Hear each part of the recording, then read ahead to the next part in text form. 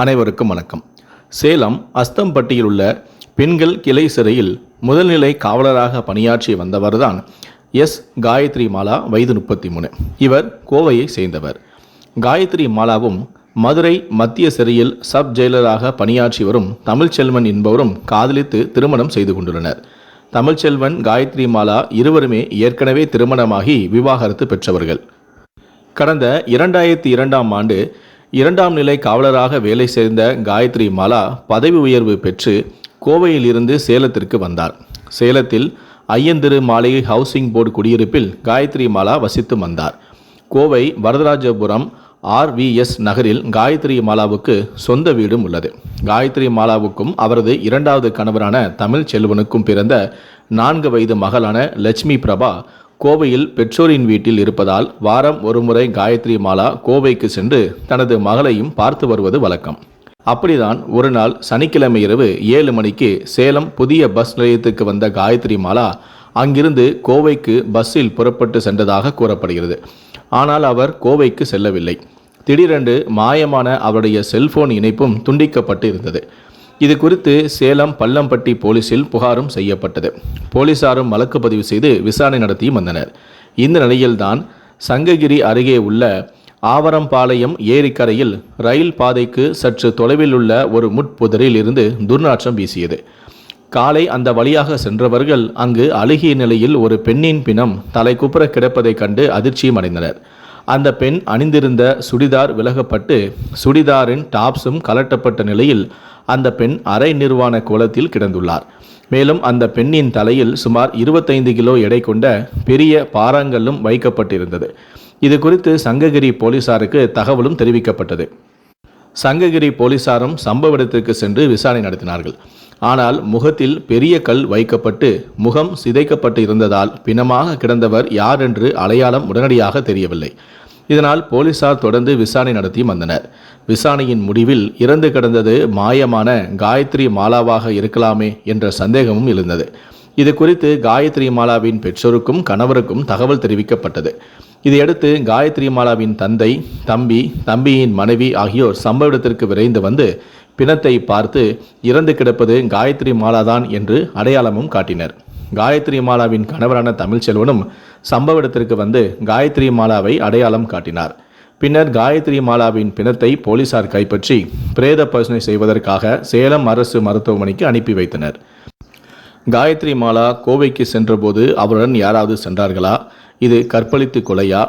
அவர் கொண்டு சென்ற பை, அவரது செல்போன் போன்றவை என்ன ஆனது போன்ற விவரங்கள் போலீசாருக்கு தெரியவில்லை. அவரது ஆடைகளும் அகற்றப்பட்டு கிடந்ததால் அவர் கற்பழித்து கொலை செய்யப்பட்டாரா என்ற சந்தேகமும் போலீசாருக்கு எழுந்தது. அவரை கொலை செய்தது யார்? ஒருவரா அல்லது ஒன்றுக்கும் மேற்பட்டவர்களுக்கு இந்த கொலையில் தொடர்பு உள்ளதா என்பது போன்ற கோணங்களிலும் போலீசார் தொடர்ந்து விசாரணை நடத்தினார்கள். இது குறித்து போலீசார் நடத்திய விசாரணையில் காயத்ரி மாலாவின் மறுபக்கம் குறித்து தெரிய வந்தது. அதாவது, கோவையை சேர்ந்த சரவணன் என்கிற சரவணகுமார் என்ற ஆயுள் தண்டனை கைதி காயத்ரி மாலாவை கொலை செய்ததும் அவர்கள் இருவருக்கும் இடையே கடந்த 7 ஆண்டுகளாக கள்ளக்காதல் இருந்து வந்த திடுக்கிடும் தகவலும் அம்பலமானது. காயத்ரி மாலா கடந்த 2002ஆம் ஆண்டில் கோவை மத்திய சிறையில் காவலராக வேலை பார்த்து வந்துள்ளார். அப்போது திருச்செங்கோடு ரிக் உரிமையாளர் கொலை வழக்கில் ஆயுள் தண்டனை பெற்ற சரவணகுமார் கோவை சிறையில்தான் அடைக்கப்பட்டுள்ளார். அப்போது காவலரான காயத்ரி மாலாவுக்கும் சரவணகுமாருக்கும் அறிமுகம் ஏற்பட்டு அது நாளடைவில் கள்ளக்காதலாக மாறியது. அதன் பிறகு தனது முதல் கணவரை காயத்ரி மாலா விவாகரத்தும் செய்தார். இதற்கிடையில் 5 ஆண்டுகளுக்கு முன்பு பயிற்சிக்காக வேலூர் சிறைக்கு சென்ற காயத்ரி மாலாவுக்கும் அங்கு பயிற்சியாளராக வந்த மதுரை சப் ஜெயிலரான தமிழ்ச்செல்வனுக்கும் காதல் ஏற்பட்டு காயத்ரி மாலா கர்ப்பமும் ஆனார். பின்னர் இருவரும் திருமணம் செய்து கொண்டனர். இந்த நிலையில்தான் ஆயுள் தண்டனை கைதியான சரவணனுடன் இருந்த கள்ள தொடர்பையும் காயத்ரி மாலா கைவிடவில்லை. கடந்த 7 ஆண்டுகளாக அவளுடைய தொடர்பு நீடித்து வந்துள்ளது. கடந்த பிப்ரவரி மாதத்தில் கோவை சிறையில் இருந்து பரோலில் வெளியே வந்த சரவணகுமார் மீண்டும் சிறைக்கு திரும்பாமல் தலைமறைவாகிவிட்டார். சேலம் மாவட்டம் ஓமலூரில் அவர் தங்கியும் இருந்தார். காயத்ரி மாலாவும் சேலம் சிறையில் பணிபுரிந்து வந்ததால் இருவரும் அடிக்கடி சந்தித்துக் கொள்வதற்கு வாய்ப்பாக அமைந்துவிட்டது. அதே போலதான் சனிக்கிழமை அன்றும் கோவை சென்று பெற்றோரையும் மகளையும் பார்த்து வர காயத்ரி மாலா விரும்பினார். அப்போது சரவணகுமார் தனது செல்போனில் தொடர்பு கொண்டு தான் சங்ககிரியில் இருப்பதாகவும், எனவே சங்ககிரியில் இறங்கி தன்னை சந்திக்கும்படியும் காயத்ரி மாலாவிடம் தெரிவித்துள்ளார். அதன்படி கோவை செல்லும் வழியில் காயத்ரி மாலா சங்ககிரியில் இறங்கி சரவணகுமாரை சந்தித்து பேசியுள்ளார். பின்னர் அங்கிருந்து 4 கிலோமீட்டர் தூரத்தில் உள்ள ஆவரம்பாளையம் ஏரிக்கரைக்கு சென்று இருவரும் உல்லாசமாக இருந்ததாகவும் கூறப்படுகிறது. அந்த சமயத்தில்தான் இருவருக்கும் இடையே வாக்குவாதம் ஏற்பட்டுள்ளது. இதில் ஆத்திரமடைந்த சரவணகுமார் பாறாங்கல்லை தூக்கி போட்டு காயத்ரி மாலாவை கொலை செய்திருக்கிறார். சரவணகுமார் எடுத்துச் சென்ற காயத்ரி மாலாவின் செல்போன், தாலி செயின், கை கடிகாரம் ஆகியவற்றை போலீசார் கைப்பற்றினார்கள்.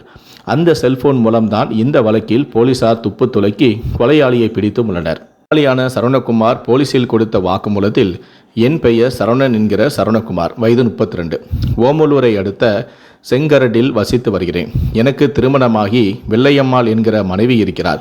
எனக்கு ஒரு குழந்தையும் உள்ளது. தற்போது எனது மனைவி 8 மாத கர்ப்பிணியாகவும் இருக்கிறார். கடந்த 1997ஆம் ஆண்டு திருச்செங்கோடு ரூரல் போலீஸ் நிலைய எல்லையில் ரிக் வாகன உரிமையாளரான செங்கோட கவுண்டரை என்பவரை கொலை செய்த வழக்கில் எனக்கு ஆயுள் தண்டனை விதிக்கப்பட்டு நான் கோவை மத்திய சிறையில் அடைக்கப்பட்டேன். அங்கே எனது நன்னடத்தை காரணமாக எனக்கு சாப்பாடு, வண்டியை தள்ளி செல்லும் வேலையும் தரப்பட்டது. நான் கோவை பெண்கள் சிறைக்கு சாப்பாடு வண்டியை தினமும் தள்ளி செல்வேன். அப்போது எனக்கும் பெண்கள் சிறையில் பணிபுரிந்து வந்த காயத்ரி மாலாவுக்கும் பழக்கம் ஏற்பட்டது. இந்த பழக்கம் கள்ள தொடர்பாக மாறியது. கோவை மத்திய சிறையில் இருந்த அவ்வப்போது நான் பரோலில் வீட்டுக்கு சென்று வந்தேன். ஆரம்பத்தில் போலீஸ் பாதுகாப்புடன் நான் சென்று வந்தேன். பின்னர் எனது நடத்தை காரணமாக நான் தனியாகவே பரோலில் சென்று வீட்டில் உள்ளவர்களை பார்த்துவிட்டு மீண்டும் சிறைக்கு வரவும் ஆரம்பித்தேன். இந்த காலகட்டத்தில் தான் நான் காயத்ரி மாலாவுடன் அடிக்கடி உல்லாசமாக இருந்து வந்தேன். இந்த நிலையில் கடந்த 2009 அன்று பரோலில் வீட்டுக்கு வந்த நான் மீண்டும் கோவை சிறைக்கு செல்லவில்லை. இதனால் 24ஆம் தேதி என் மீது வழக்கு பதிவும் செய்யப்பட்டது. இதன் பிறகும் நான் காயத்ரி மாலாவுடன் உல்லாச வாழ்க்கையை தொடர்ந்து வந்தேன். இந்த நிலையில்தான் 31ஆம் தேதி அவர் என்னிடம் செல்போனில் தொடர்பு கொண்டு பேசினார்.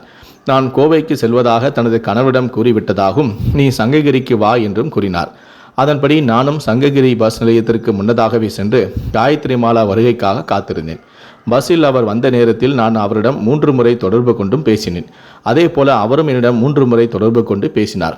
சங்ககிரி பஸ் நிலையத்தில் காயத்ரி மாலா வந்து இறங்கியதும் 2 பேரும் சங்ககிரியிலிருந்து 3 கிலோமீட்டர் தொலைவில் ரயில்வே பாதை அருகில் உள்ள ஆவாரம்பாளையம் ஏரிக்கு சென்றோம். அங்குதான் நாங்கள் அடிக்கடி சந்தித்து உல்லாசமாக இருப்பது வழக்கம். அதே போல 31ஆம் தேதியும் நாங்கள் அங்கு உல்லாசமாக இருந்தோம். அப்போது நான் காயத்ரி மாலாவிடம் 5000 ரூபாய் கேட்டேன். அதற்கு அவர் 5000 ரூபாய் தருகிறேன், ஆனால் நீ வாரம் ஒரு முறை என்னை சந்தித்து உல்லாசமாக இருக்க வேண்டும் என நிர்பந்தித்தார். அதற்கு நான், என் மனைவி தற்போது கர்ப்பிணியாக உள்ளார், என்னால் வாரம் ஒரு முறை வர முடியாது என்றும் கூறினேன். அதை கேட்ட காயத்ரி மாலா, நீ கொலை வழக்கில் ஆயுள் தண்டனை பெற்றவன், இப்போது பரோலில் வெளியே வந்துவிட்டு தலைமறைவாக இருக்கிறாய். நான் நினைத்தால் உன்னை போலீசில் மாட்டிவிட்டு மீண்டும் சிறையில் அடைத்து விடுவேன். ஒழுங்காக நான் சொல்வதை கேள் என மிரட்டினார். இவ்வாறு அவர் கூறியதும் எனக்கு ஆத்திரம் வந்தது. எங்கே நான் தலைமறைவாக இருப்பதை காயத்ரி மாலா போலீசில் சொல்லிவிடுவாரோ எனவும் நினைத்தேன். இதனால் அவரை கொலை செய்யவும் திட்டமிட்டேன். அதன்படி காயத்ரி மாலாவின் தலையில் கல்லையும் தூக்கி போட்டேன். இதில் அவர் மயங்கி விழுந்தார். அதன் பிறகு அவர் கழுத்தில் அணிந்திருந்த தாலி செயின், தோடு, கை கடிகாரம் மற்றும் செல்போன் போன்றவற்றையும் திருடினேன். பின்னர் அங்குள்ள புதரில் காயத்ரி மாலாவின் உடலையும் இழுத்து போட்டு அவருடைய தலையில் பெரிய கல்லை போட்டுவிட்டு அங்கிருந்து ஓடிவிட்டேன். காயத்ரி மாலாவை கொன்றுவிட்டு நான் கருப்பூர் அருகே செங்கரடியில் உள்ள எனது வீட்டிற்கு சென்று விட்டேன் எனவும் கூறியிருக்கிறார் சரவணன். காயத்ரி மாலா முதலில் திருமணம் செய்து விவாகரத்து பெற்ற பின்னர் தமிழ்ச்செல்வனை மணந்துள்ளார். முதல் திருமணத்தின் மூலம் காயத்ரி மாலாவுக்கு 12 வயதில் ஒரு மகளும் உள்ளார். தமிழ்ச்செல்வன் மூலம் இன்னொரு மகளும் பிறந்தார். 4 வயதான அந்த சிறுமி கோவையில் காயத்ரி மாலாவின் பெற்றோருடன் வளர்ந்து வருகிறார். தமிழ்ச்செல்வனின் முதல் மனைவி கோமலா. இவர் மூலம் தமிழ்ச்செல்வனுக்கு ஒரு மகனும் ஒரு மகளும் உள்ளனர். தமிழ்ச்செல்வனை மணந்த பின்னரும் சிறை கைதியுடன் கள்ளக்காதலை கடந்த 7 ஆண்டுகளாக பேணி வந்துள்ளார் காயத்ரி மாலா. இவர் தவிர ஒரு வக்கீலுடனும் அவருக்கும் தொடர்பு இருப்பதாக கூறப்படுகிறது. இப்படி மோசமான பழக்க வழக்கங்களை கொண்டிருந்த காயத்ரி மாலா கள்ளக்காதலால் தற்போது உயிரையே இழந்திருக்கிறார்.